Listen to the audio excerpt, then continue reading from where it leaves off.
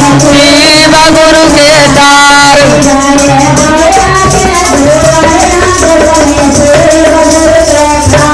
जाए भाई आगे दुआरिया देखले शिव गुरु के तार।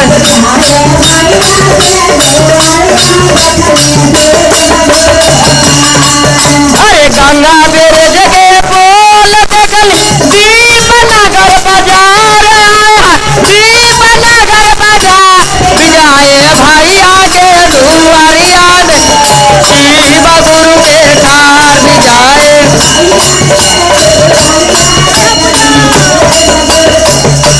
गुरु बहिना के दुआरिया देखले शिव गुरु के तार।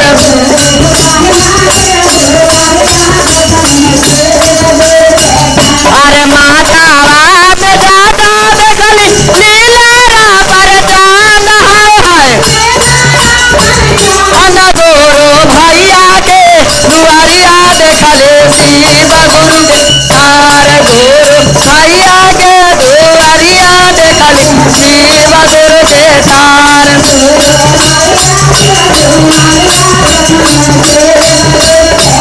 अरे कानावा में बीजा देखली गलवा में नाग है।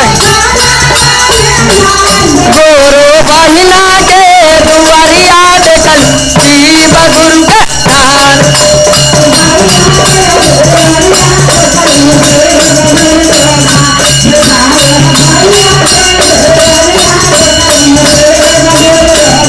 अरे गंगा ब्रिज के पुल देखली बिहार के बाजार है।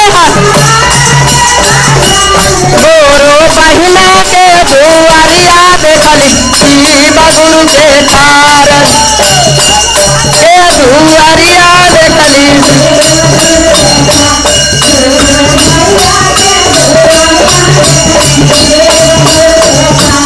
आंगावा में भगवती देखली कमरा मिर्गा चाल है।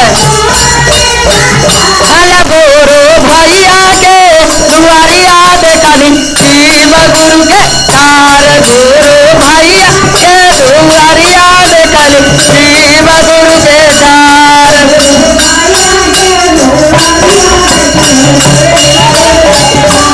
माथावा में त्रिशूल देखली अरे गोदिया गणपत लाल है।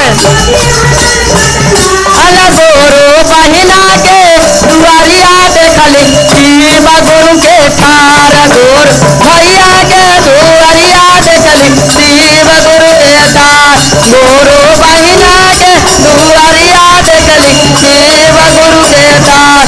गुरु भैया के दुआरिया देखली शिव गुरु। सच्चे दरबार की